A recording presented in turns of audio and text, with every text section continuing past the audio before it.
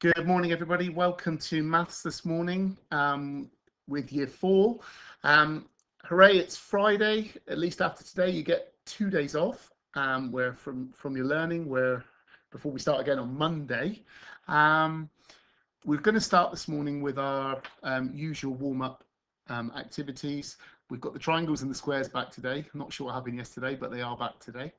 And you've got 5 minutes to answer them as normal. If you get finished before the 5 minutes are up, then could you have a look at trying to find some extra strategies?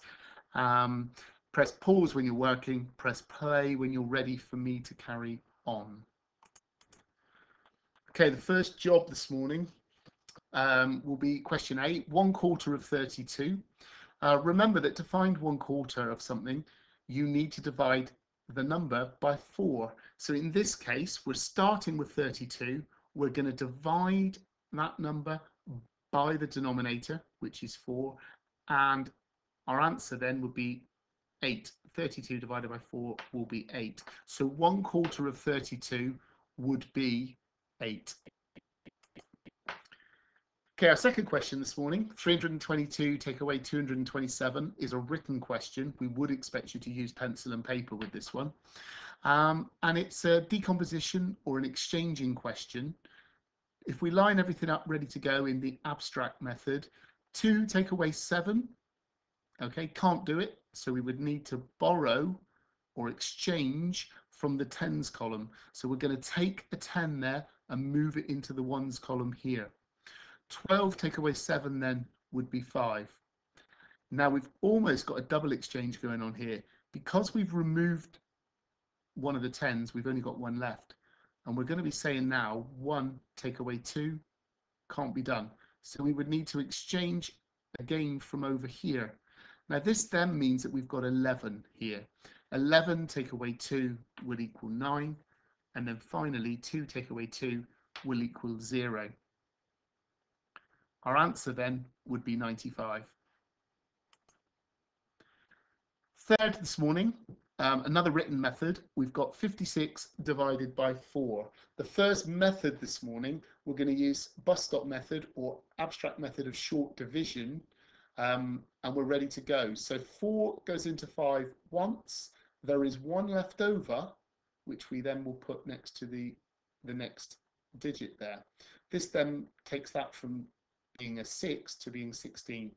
So the second part then would be how many 4s go into 16? The answer would be 4. So we've got up here our answer is 14. Our second method this morning would be partitioning. And what I would want to do is partition 56 into 40 plus 16. Now I've picked 40 because it's a nice whole round number. And I know that 10 4s are 40, so it would be really helpful for me.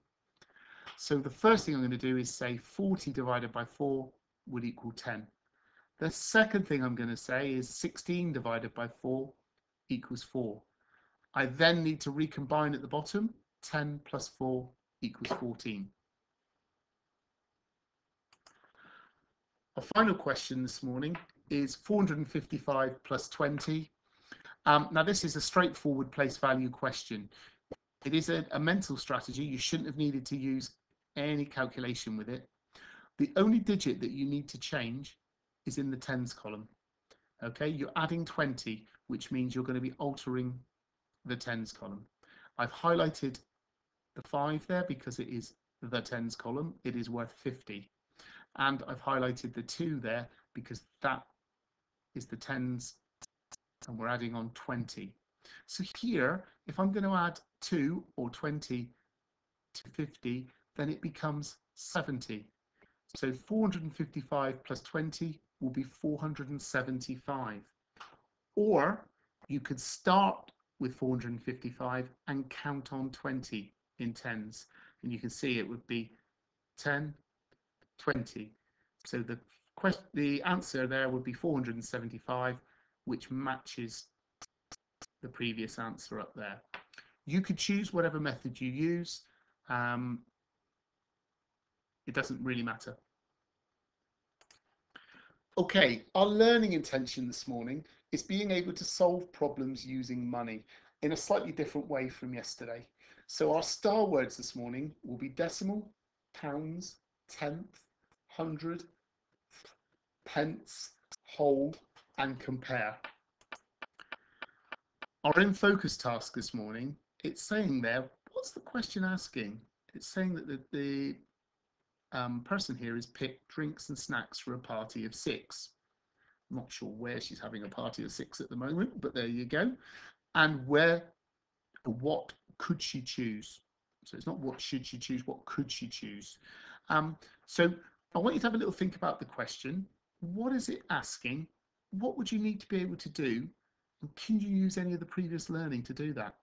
Have a think, press pause and press play when you're ready. Okay, the first thing we're going to do is we're going to say is that she bought 3 of these drinks here. Now, I've got here, well, each one is £1.26. And actually what we're going to do is multiply that by 3. Now, there are various different methods we could use. What we're going to show you this morning is how we could partition. So here, if I've got £1.26, I could partition that up into £1.26. And what I've got to do then to each part is times it by 3 because there are 3 of the bottles. So if I start with the pound, £1 times 3 would be £3. And then I'm going to look at 26. And I've got to say, okay, what's 26 times 3? Now, I might be able to do that in my head. But if I can't, I could zip across and I could use short multiplication to help me with that. And 26 times 3 is 78. So I know over here that I've got £3 and I've got 78. And if I wanted to write that down in monetary form, it would be 3.78. Okay, £3.78. So that's what she would need to pay for those drinks.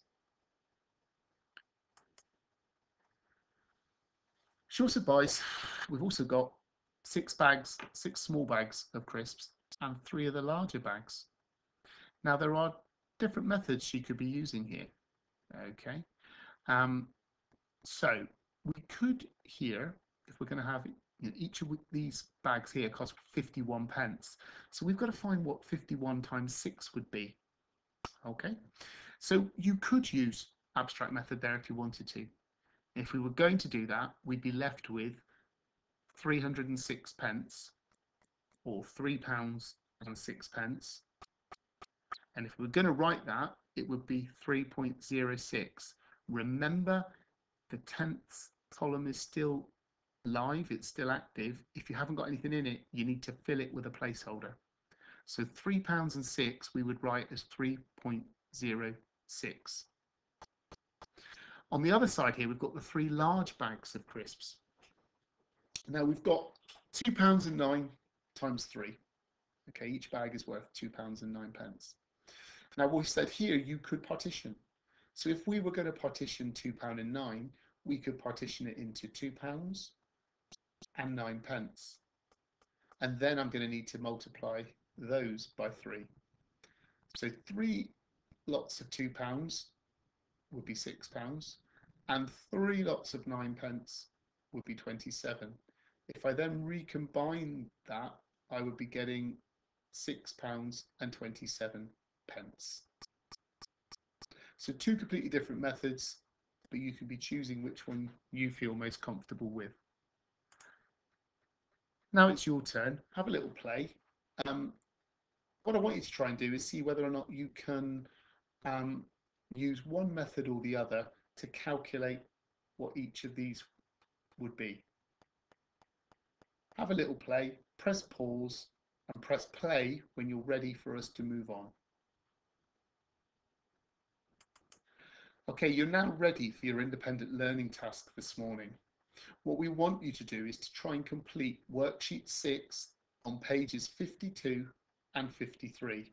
And when you're finished, then press play. Okay, now it's time for our plenary question. And I want you to have a little think about this morning.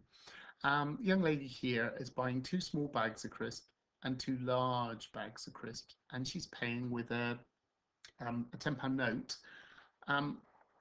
First of all, has she got enough money? And secondly, what change would she get from that £10 note? Okay, so the first thing you're going to need to have a think about is what each will cost. Have a little think, press pause. When you're ready for me to explain the answer, press play. Okay, so the first thing we would need to do is work out what each of the packets of crisps would cost altogether.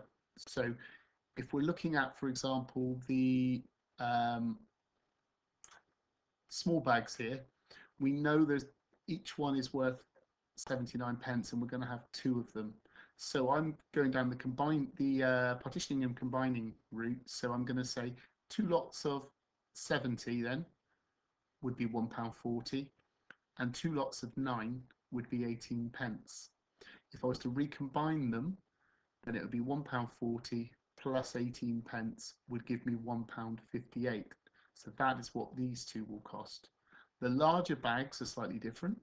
There would be 2 lots of £2 would be £4, and 2 lots of 9 pence would be 18. If I recombine those, then it would be £4 plus 18 pence would be £4 and 18. So I now know how much each would cost. What I would need to do then is add them together.